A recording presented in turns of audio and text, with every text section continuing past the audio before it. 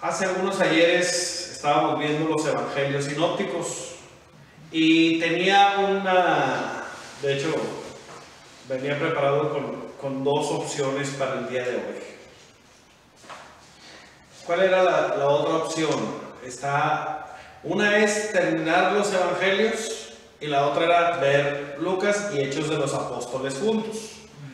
San Lucas y Hechos de los Apóstoles juntos. Pero me convenció de irme por San Juan. ¿Por qué? Porque es lo que estamos leyendo ahorita en las lecturas. Es lo que leímos en el tiempo de la Semana Santa y es lo que estamos leyendo en el tiempo pascual. Se va a leer todo esto. Entonces, dije, vámonos con la liturgia. ¿Cómo va la liturgia? Igual la liturgia lleva una combinación Pascua entre los Hechos de los Apóstoles y el Evangelio de San Juan. Entonces, estaba muy complicado sacar la decisión, pero dije, vámonos por lo lógico, acabando los evangelios. El Evangelio de San Juan es muy diferente a los evangelios sinópticos. Quedamos que los evangelios sinópticos se pueden leer si se ponen todos en columnas casi al mismo tiempo. O sea, tienen la misma estructura, la misma forma. El detalle con el Evangelio de San Juan es que no sigue esta lógica. No empieza igual, no sigue el mismo orden, aunque el contenido sea el mismo. O sea, cuando San Juan escribe su evangelio, él ya tenía los otros evangelios a la mano. O sea, fue el último en escribir su evangelio. Así, ¿cómo que fue el último? Fue el último. Los otros evangelios se escribieron antes. Ahora, a la hora que lo escribe con una perspectiva, con una visión muy distinta. Si les pregunto, ¿por qué escribe su evangelio San Juan si ya había 3 evangelios? Pues su versión de los hechos. No. ¿Por qué escribe su evangelio San Juan? No es que no sea una respuesta que vaya en línea o adecuada, pero va adecuada de acuerdo a nuestro modo de ver contemporáneo, no de acuerdo al modo de ver de los de aquel tiempo.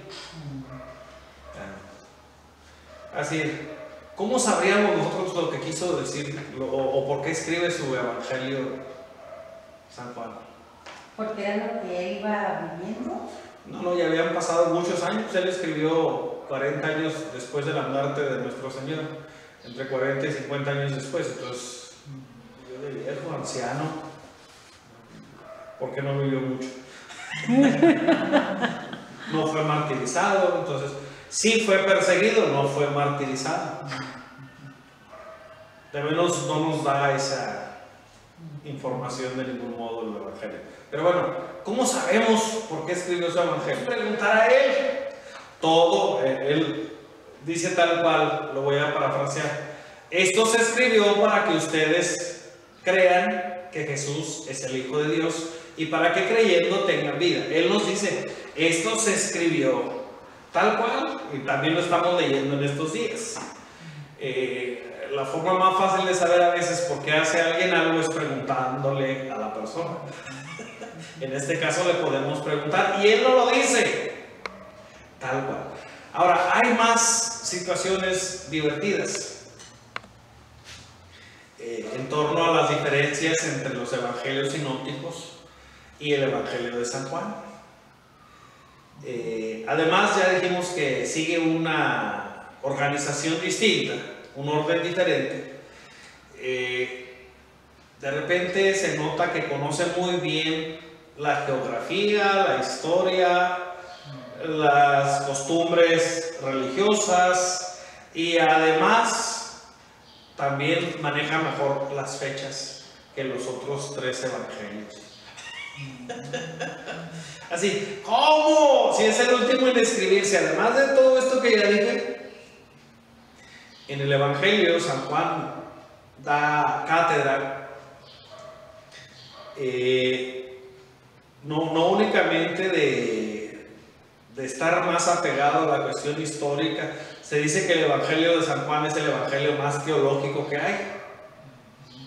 O sea, y el más elevado. Es más, cuando se representa a San Juan, ¿cómo se le representa? Con un águila. Con un águila, porque tiene una mirada profunda y al mismo tiempo amplia. Las águilas son excelentes cazadoras porque pueden ver a kilómetros de retirado, pero también pueden ver el punto a donde quieren ir. O sea, los animales usualmente que cazan son bien ágiles y de todas maneras los atrapan. Así, porque pueden irlos siguiendo, pueden irlos viendo, pero además por la velocidad que tienen. Pero bueno, esa es otra historia. Se le pone como un águila. Además de todo lo que ya dije, que sabe más de geografía, sabe más de historia, sabe más de costumbres religiosas, domina mejor el idioma, que es algo que no les había mencionado, tanto el idioma hebreo, arameo, como el griego, que es en el idioma que escribe. Él escribe en griego. Así como era más fácil de escribir el griego. Si alguno de nosotros maneja un segundo idioma, ¿cuál idioma es el más fácil de manejar? El inglés. ¿El primero o el segundo? No, pues el primero. El primero, el de la lengua materna. Entonces, así, padre, pero ¿cómo? El hebreo era un idioma como para nosotros es el latín. Sí, y va a decir, usted canta muy bonito en latín, ¿verdad? ¿Y qué tal le entiende? O sea, lo canta muy bonito, pero... Y va a decir, padre, usted lo canta y lo entiende. Correcto. No estoy compitiendo, pero el punto es, sí, a lo mejor me sé alguna palabra o algo así, porque puedo rezar el Padre Nuestro o la Ave María en latín. Pero eso no quiere decir, se lo traduzco al español antes de irlo diciendo, y a veces por quererlo traducir me trabo. Pero si lo tengo escrito es más fácil. Otro de los, además de que domina muy bien el idioma, también domina sus fuentes. Ya habíamos dicho que cada quien tenía sus propias colecciones, cada quien tenía sus propios. Pero él tiene mejores fuentes. ¿Cuáles son las fuentes más importantes que tiene San Juan? Pero él tiene su propia experiencia como discípulo. Pues sí. Pues sí tiene. Él sí escribe, es como San Pablo, las cartas que él escribe. O sea, él está hablando no de la experiencia en un contexto. Es como cuando si algún día empiezan a platicar cómo fue la presentación del cinito del día de hoy. Le hicimos la cuenta del 10 y la descalificamos por sus intervenciones. Le saqué tarjeta amarilla, tarjeta roja, le hice así porque estaba fuera de lugar. Entonces, yo puedo contarlo desde mi experiencia, pero si algún día alguien más lo platica, lo va a platicar de acuerdo, poniéndole su propio tono y color y maquillaje. Pero yo lo puedo platicar desde mi perspectiva. Ahora, punto. San Juan, además de tener su experiencia, cuenta con que él acompañó también después de la resurrección a San Pedro. De hecho, en el Evangelio de hoy, en la primera lectura del libro de los Hechos, se habla de este tullido al que le regresa la salud y que los anda acompañando. Y los que iban eran Pedro y Juan. Además, tiene la experiencia de su hermano, tiene la experiencia a profundidad de la comunidad junto con la Virgen María que le habla. Ahora es divertido. El Evangelio de Mateo, de San Mateo, de San Lucas y el de San Marcos, ¿con qué empieza? Bueno, San Mateo y San Lucas, ¿con qué empiezan? No tienen que buscar. Empiezan con los relatos del nacimiento de Jesús, los evangelios que le llamamos nosotros de la infancia. ¿Por qué San Juan, que tuvo acceso más fresco a ese tipo de materiales, no presenta esto? Porque está Porque lo hablando vivió. ajá, de lo que tiene él en evidencia. Cuando él conoció a Jesús, Jesús ya tenía sus 30 años. No le hace, pero es lo que él le Y tocó usualmente palpar. el único que no platica de lo que le pasó es uno mismo, en su infancia. O sea, cómo vino el mundo, cómo están las situaciones, cómo... Y aparte ni te acuerdas, es lo que te contaron. No, es lo que nos contaron, pero el punto es, sí hay historias que nos cuentan. Yo conozco historias del embarazo de mi mamá, del embarazo mío, ahora sí, contadas por mi mamá, otras contadas por mi papá. Entonces sí tengo, y luego la imaginación va amarrando los puntos. Pero bueno, la pregunta era por qué San Juan no lo pone si él tiene acceso a través de la Virgen María. Pone cosas más importantes. Todo lo que está en los evangelios es importante, no hay... Todo Además, es importante. yo creo que ya sabía que los otros ya lo habían puesto, entonces pues ya él para qué lo ponía. Ya lo habían escrito. Ahora, ¿de dónde sacaron la información los otros evangelistas? Pues también de ellos. También lo sacaron de la Virgen María. Pues ellos, la Virgen es O sea, parte si de la la Virgen comunidad. estaba con la En primera conjunto, comunidad, si estaba la en comunidad. Pentecostés, si estaba visitando constantemente las distintas comunidades, si estaban haciendo... A veces se nos olvida visualizar a nuestra madre como discípula. O sea, no la vemos como discípula, se nos olvida ese apartado.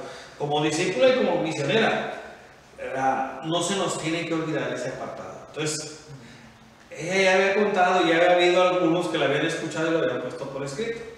Pero, curiosamente, el Evangelio de San Juan, después de hacer la introducción, de las primeras cosas que narra, después de la introducción, obviamente, el primer milagro es el de las bodas de Caná. ¿En dónde más encontramos ese milagro? Nomás ahí. Nada más ahí. O sea, nada más ahí. Fue algo que se le grabó, que se le quedó ahora sí. Lo primero que se le grabó así muy fuerte fue lo de la vocación, el llamado, porque se acuerda hasta de la hora. Así, ay, padre, ¿quién se acuerda de eso? Hay momentos significativos en nuestra vida de los que sí nos acordamos. Yo no puedo decir, eran como las 11:50 o 11:45. Yo puedo decir, era alrededor de mediodía. Cuando llegué al seminario menor a tomarme una Coca-Cola y vi un letrero de un retiro de discernimiento vocacional. O sea, sí me acuerdo. Si me dicen qué fecha era, no me acuerdo. O sea, me acuerdo que era como mediodía, me acuerdo que andaba bien confiado, lleno así de sudor, así. Andaba buscando trabajo. Tenía trabajo, esa es la parte divertida. Yo tenía trabajo en ese tiempo. Andaba buscando otro trabajo para dejar el que tenía. Y el efecto de que el otro trabajo, me tomé un trabajo diferente. Pero esa es otra historia. Entonces, cosas que se nos marcan, eso se le marcó. Segundo, se le marcó lo de las bodas de Caná. Tercero, se le marcó lo de la entrada en el templo. A la hora que hace sus descripciones, así, padre, y además, ¿qué otra cosa puede describir del día que dijo, voy a ir a ese retiro de discernimiento vocacional? No veo abajo que era el preseminario, O sea, ¿qué otra cosa? Me acuerdo que cuando llegué a pedir información me salió un perro enorme, un perro ovejero inglés, que sentí pánico escénico. Y curiosamente, el que llegó a responderme y a calmar al perro, adivinen quién fue. Lo van a adivinar. El padre Arcadio de aquí de Fátima, siendo seminarista.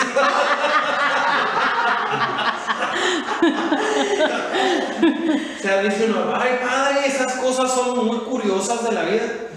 Más curioso es que fue mi decano en el decanato anterior donde estuve y ahorita sigue siendo mi decano. Lo cambiaron a él, me cambiaron a mí y él sigue siendo el decano. Bueno, es otra historia, otro punto, otra situación muy distinta. Entonces, cuando uno puede hablar de esos detalles, el perro se llamaba Max. Después llevaron otro que se llamaba Tobías. Porque Max se murió. No. ¿No se murió?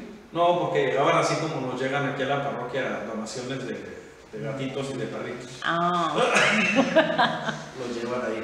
Pero bueno, el punto, cuando uno puede dar todas estas descripciones, todos estos detalles, todos estos aspectos, es porque uno estaba en la bolita, porque uno estaba ahí.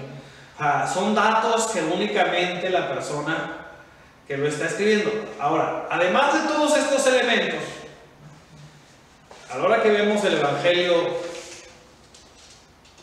ya todo esto ya superado. Ahora lo lee, padre. Es lo que acabo de decir, es lo que estaba diciendo.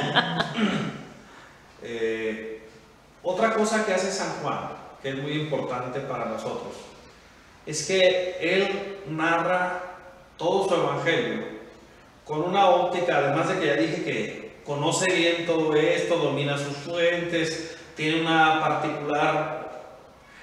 O sea, se nota su mano a la hora de la redacción del Evangelio.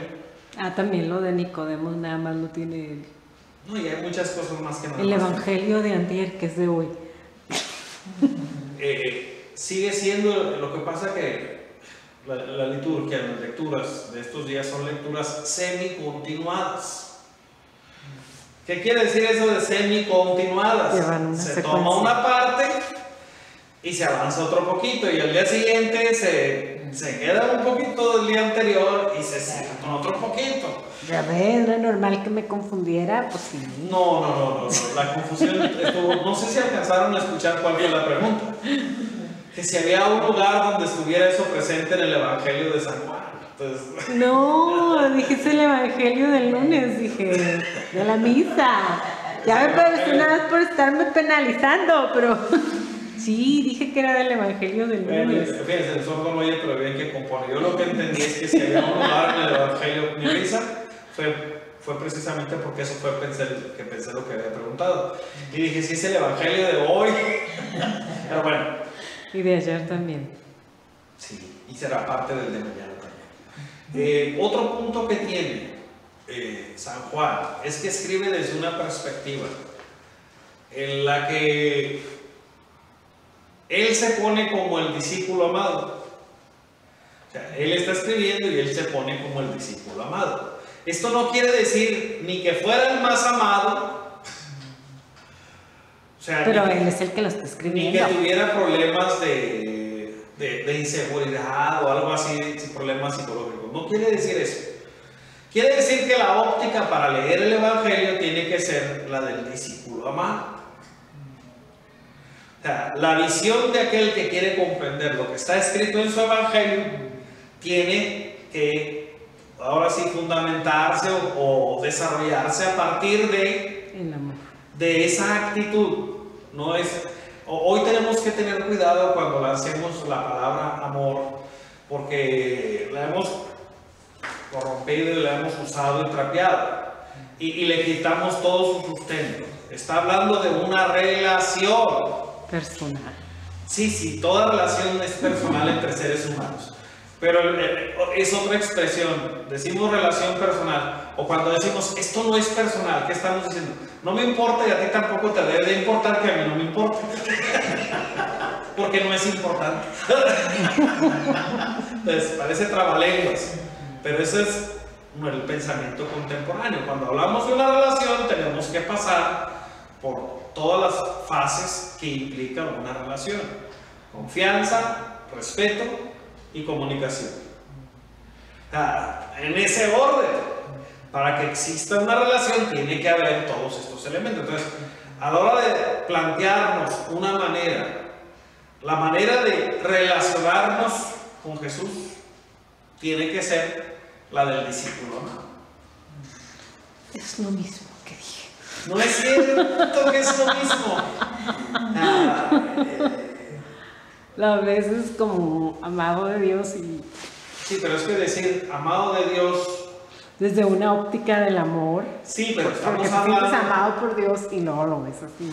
pero estamos hablando de un planteamiento.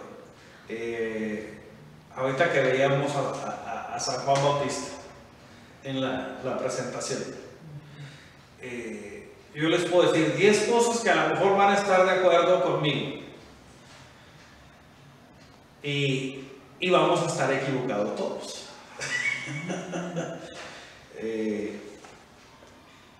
No sé si tengan conocimiento, no quiero que respondan, nomás piénsenlo. ¿Conocen algún místico? No respondan. ¿Conocen algún santo? No respondan, nada más para su interior. Viendo a San Juan, en la forma en que lo quisieron dibujar ahí, se veía raro.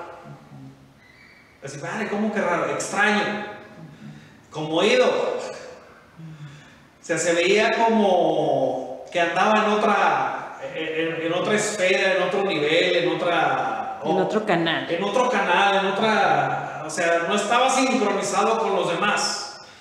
Y no le interesaba estar sincronizado con los demás. Estaba en el agua y ni siquiera para agarrar poquita agua y hacerle así el cabello. O sea, va a decir, ay, ¿eso qué? Cuando a uno le toca conocer a una de estas personas, no están afinadas al mundo, están afinadas a Dios. O sea, están afinadas a Dios y se les nota y se les tiene que notar. Entonces, y así nos pudiéramos ir con otras características que tiene San Juan ahí, que no tenían los otros discípulos. O sea, el otro era San Juan Bautista y el otro era San Juan, el otro Juan. San Juan Evangelista, Santiago y los demás, Pedro y todos los demás que salieron de ahí. Entonces, el punto ahí es, cuando nosotros vemos este planteamiento que nos hace el Evangelio, es algo que a veces no hacemos a la hora de acercarnos a la lectura del Evangelio.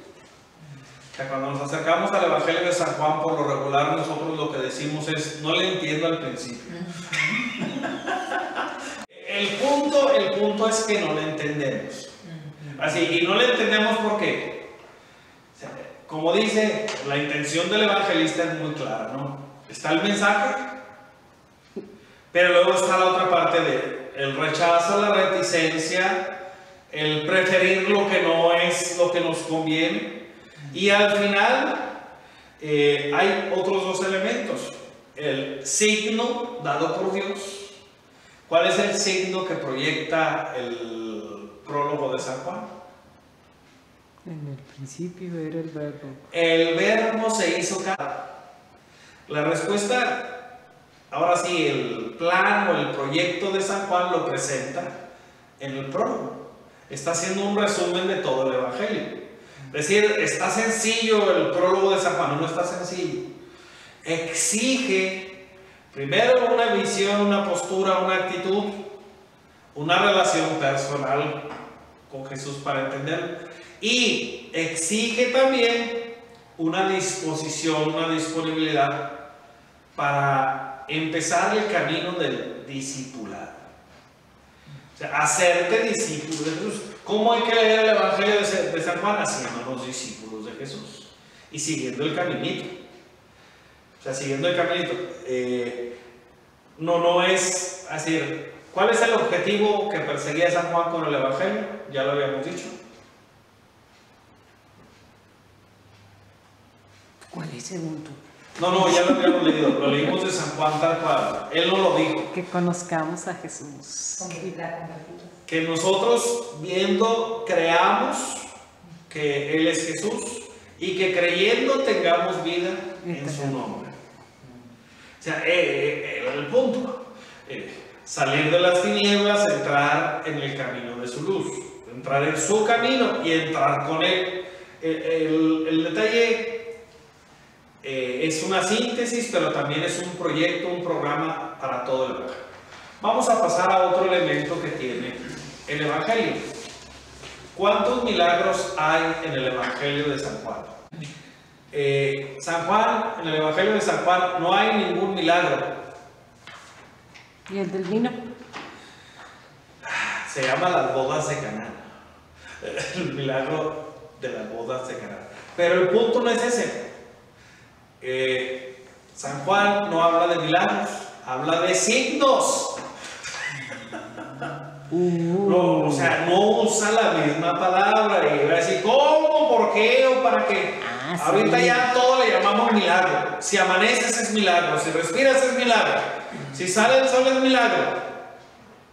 Entonces San Juan tenía la intención muy firme y decidida de hacer de estos momentos en que Jesús manifiesta que es más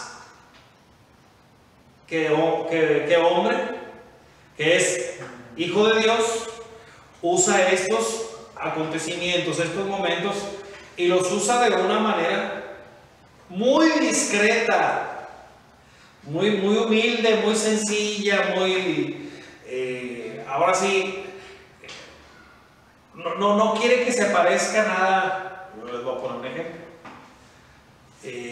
Si vemos la televisión, algún programa religioso, ¿dónde se presentan más milagros?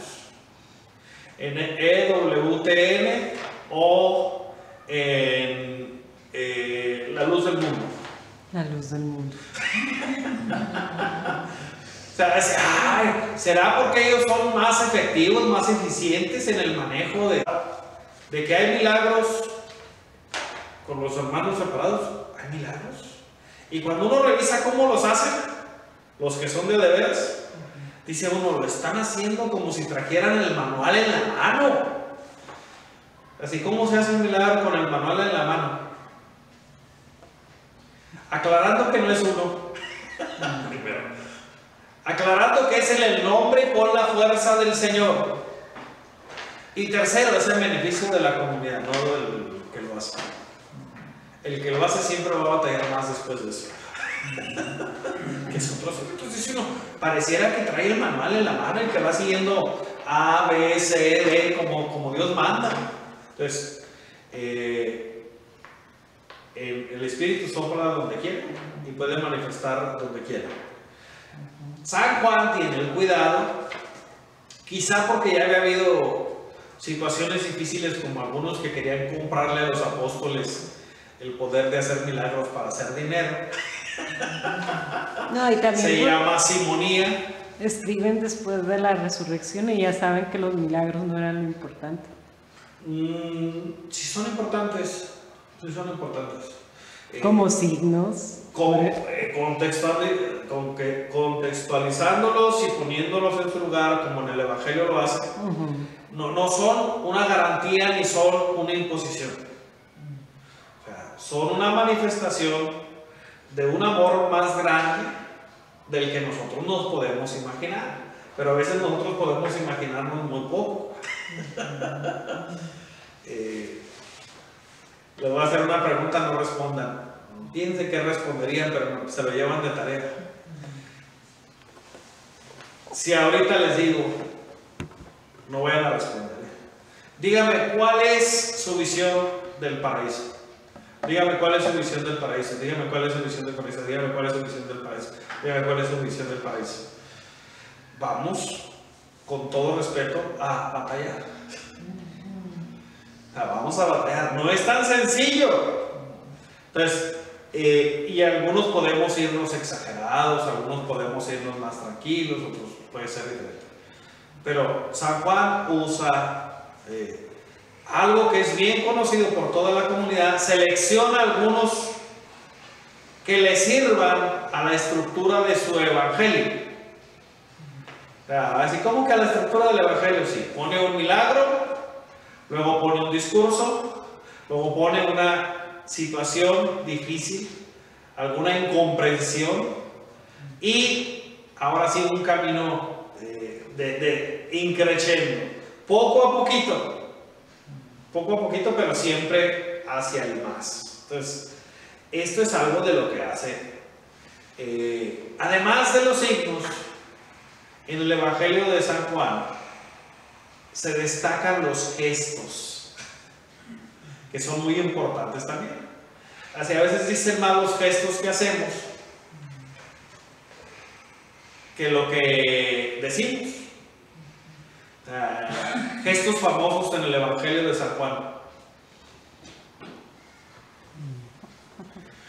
el lavatorio de los pies. No es el único gesto el lavatorio de los pies. El gesto de la mujer que derrama el perfume carísimo de nardo en la cabeza del Señor es otro signo. La mujer que le lava sus pies con sus cabellos o se los enjuga con sus cabellos. No sé cuál sea la mecánica. Sé que así lo dice el Evangelio, no sé cómo funcionaría la mecánica. A lo mejor era de ese tipo de mujeres de las de antes que todavía se dejaban. Era por la posición. Dejaban el cabello largo todavía. A lo mejor tenía que ver con eso. Pero bueno, esa es otra historia. Seguramente sí tenía larga la cabellera. El cabello muy largo, por lo tanto pudo. Hay muchos gestos. Hay gestos que solo aparecen. Hay gestos más rudos que aparecen en el Evangelio de San Juan. Por ejemplo, cuando hace lodo con saliva para ponérsela, ¿dónde se lo puso?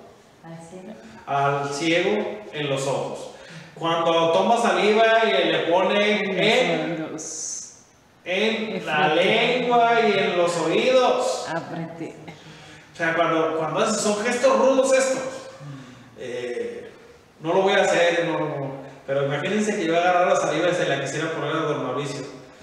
O sea, de por sí como ando adolorido, ¿creen que iba a alcanzar a correr?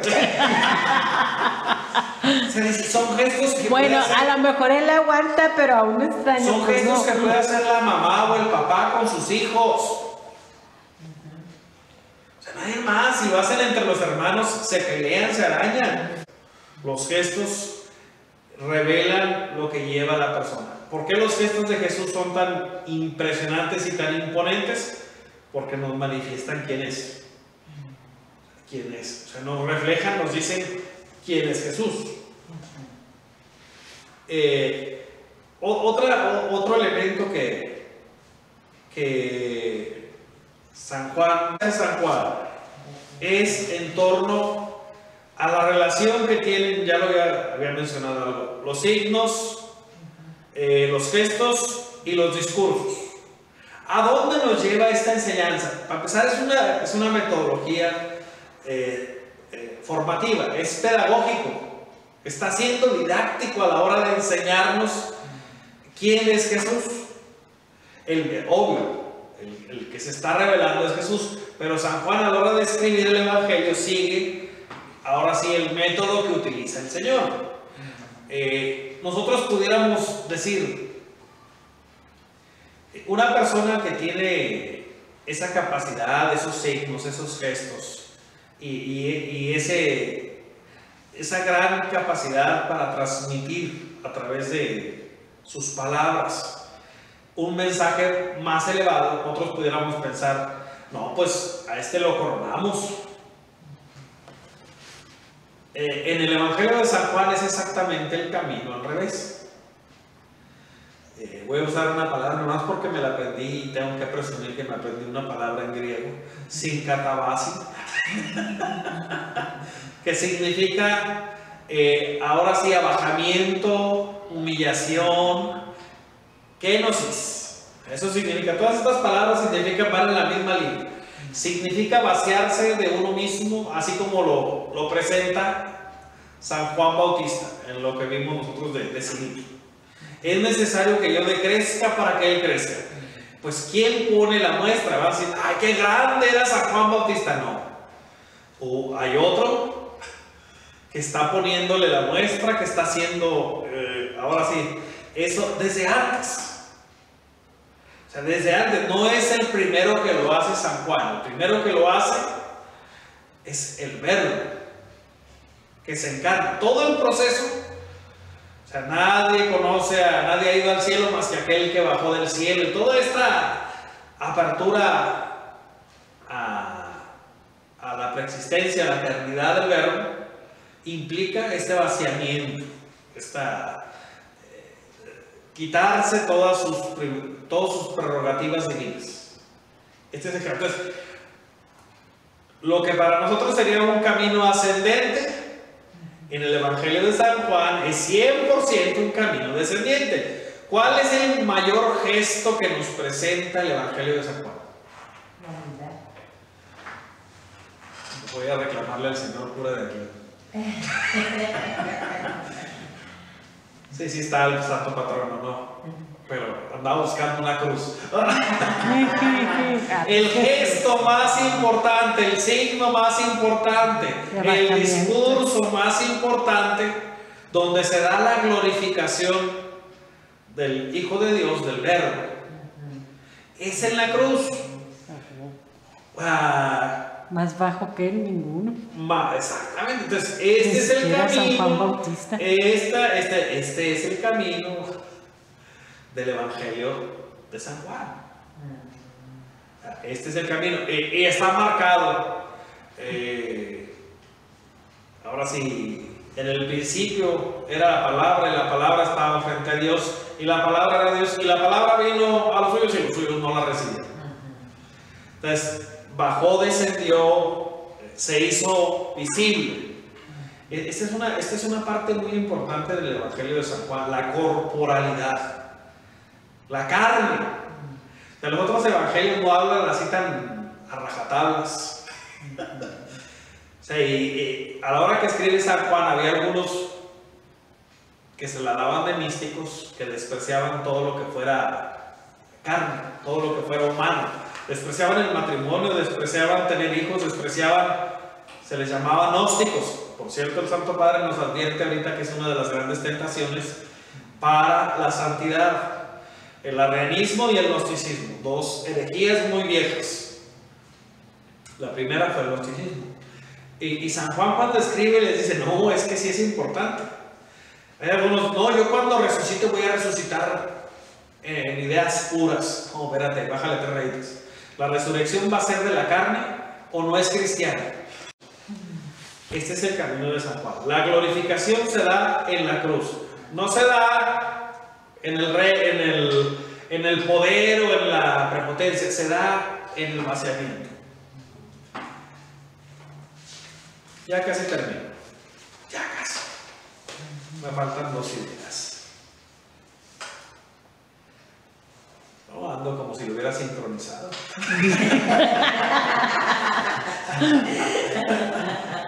No sé qué hubiera hecho si no me hace disvariar 10 minutos. Cuando nosotros pensamos cómo se revela el misterio de Dios, ¿cómo se revela el misterio de Dios?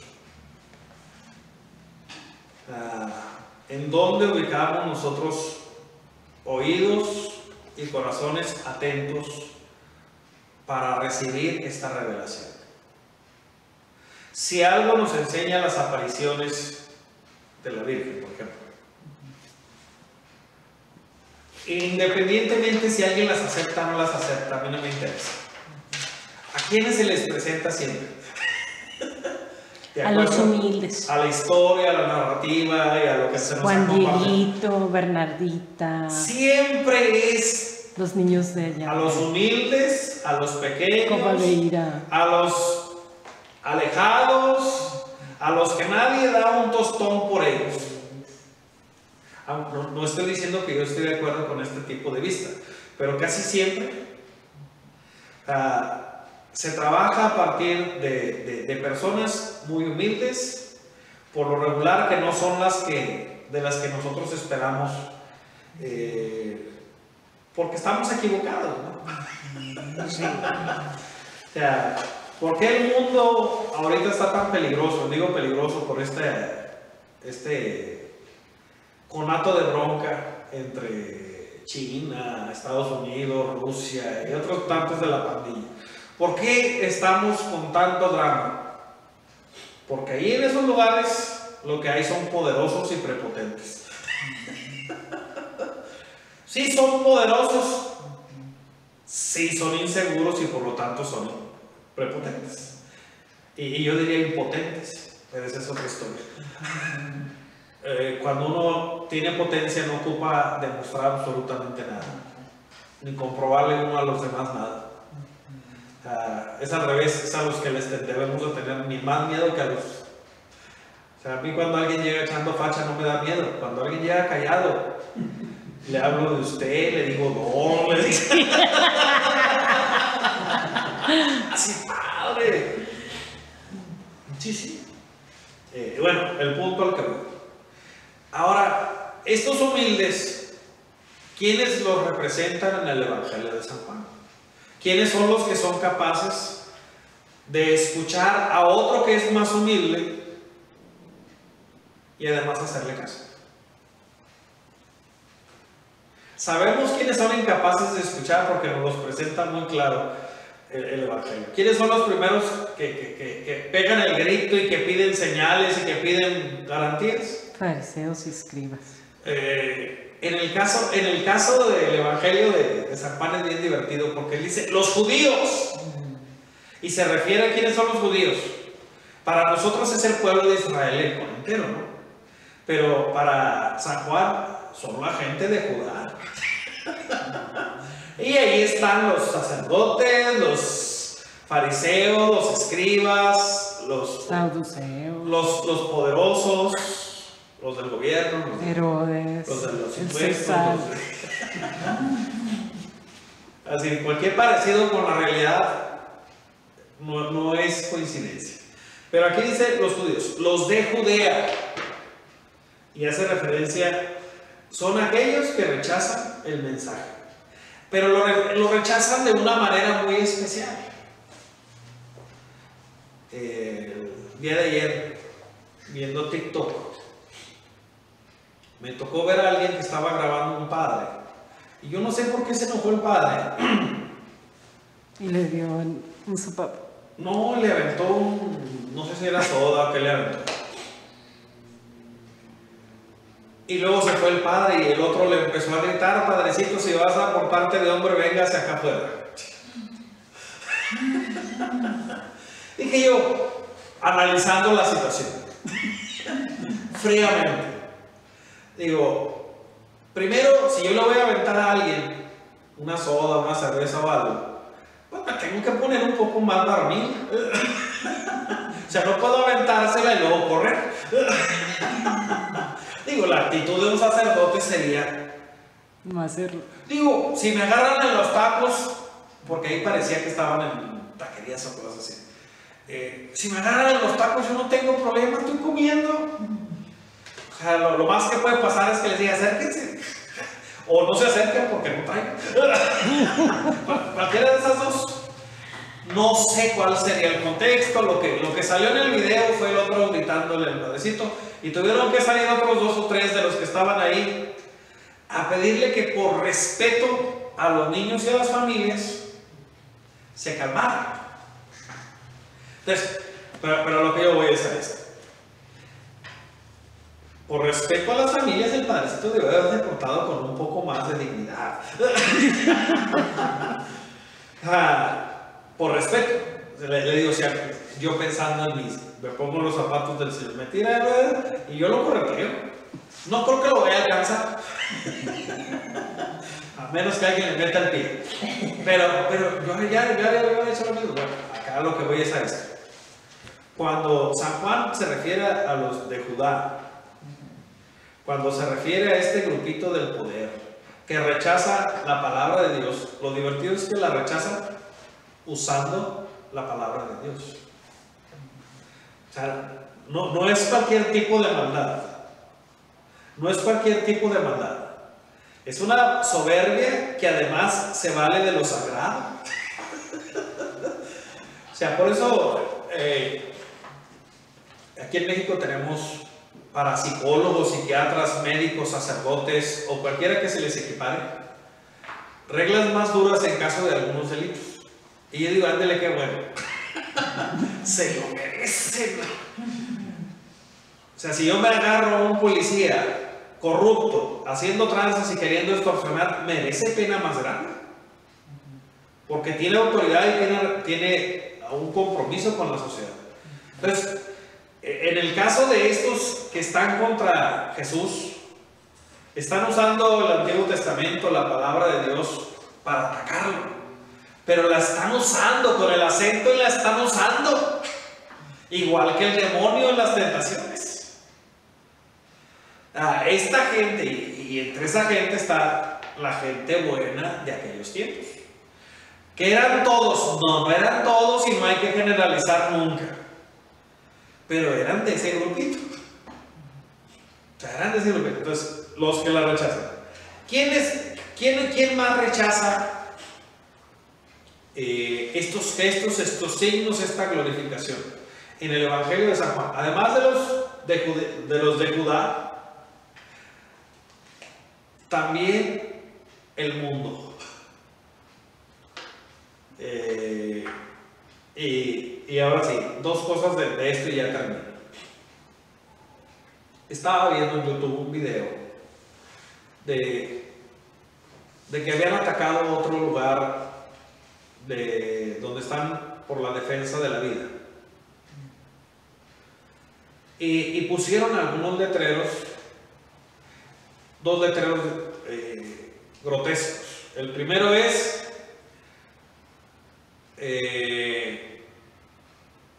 promueve el aborto y aborta a Dios.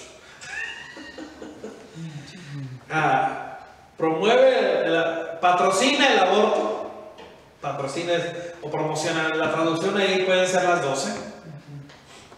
Y aborta a Dios. O sea, cuando nosotros pensamos, el que estaba haciendo el comentario, se le acusa de muchas cosas en Estados Unidos por ser pro vida, por ser pro familia, por ser pro lo que Dios te hizo eres. No, nada de que tú escoges, nada de que tú te ubicas, nada de que tú decides. Lo que Dios te hizo eres. Y él hablaba de cómo en este tipo de ataques contra la vida, por lo regular siempre hay un contexto de personas que se dedican al mal. Y él hablaba concretamente, si alguien atenta contra la vida, pues está trabajando para el enemigo. Él lo dijo así con todas las letras. Los satánicos, los brujos, los hechiceros, estos y los otros. O sea, una lista de gente que se dedica a hacer el mal. El mundo. O sea, cuando nosotros pensamos en este ataque, el mundo, ¿qué representa en el Evangelio de San Juan? Representa la oscuridad, representa las tinieblas, representa la soberbia, representa todo lo que es contrario a Dios y que nos va... voy a poner un ejemplo medio rudo. Todos manejamos de los que estamos aquí. Cuando nos subimos a la autopista, ¿cuánto manejamos? ya es como si va alguien a la velocidad que debe de ir y ya vamos bien enojados. O sea, ya estamos pitando, ya estamos como energúmenos. Dice uno, en algunas ocasiones tiene que uno apostar o me voy con la bola o no circulo por aquí, porque es una amenaza contra mi salud, mi seguridad, mi esto y lo otro. No estoy diciendo que yo no maneje.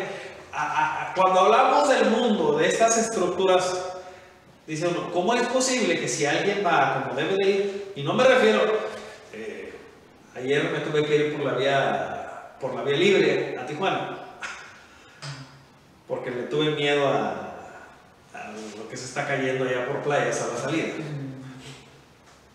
Y es muy diferente el límite de velocidad de la autopista al de la libre. Allá son 110, acá son 60. En algunos cachos 70 y en otros cachos 80. Lo divertido es que van a 120 en la que es para 60 o 70 y le van pitando a los que van a 80, 85, 90. Entonces, cuando hablamos del mundo, hablamos de todos esos sistemas o subsistemas en los que ya hacer el bien o hacer las cosas bien resulta un riesgo contra nuestra seguridad. A mí me dieron lástima porque casi todos los que se estaban comiendo eran los americanos o que traen placas americanas. ¿Voy a decir por qué? Porque acá los victimizan. O sea, los paisanos rara vez pues, nos ven el carro y dicen, este no trae $50 para donar.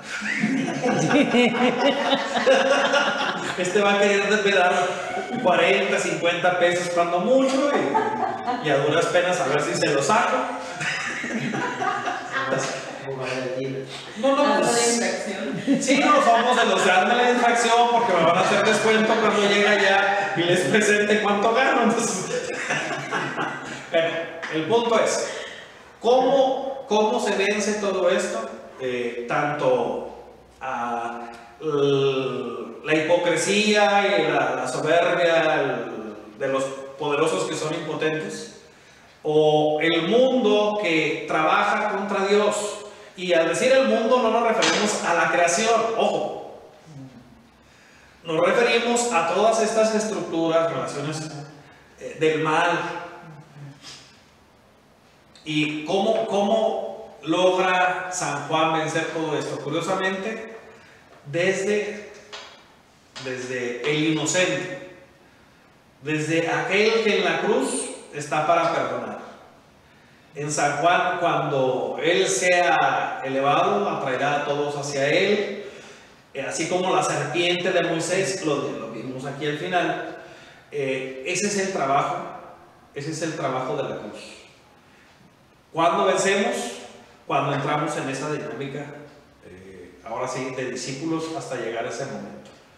El momento del poder, la hora del Señor, que es otro tema muy importante en San Juan, es precisamente la hora de la cruz, la hora de la donación, la hora del ofrecimiento, la hora de la redención, la hora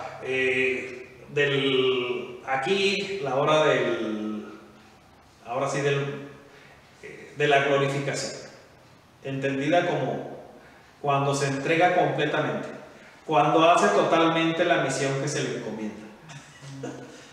Bueno, eso es todo. ¿Alguna pregunta, duda, queja? No, porque ya no hay tiempo.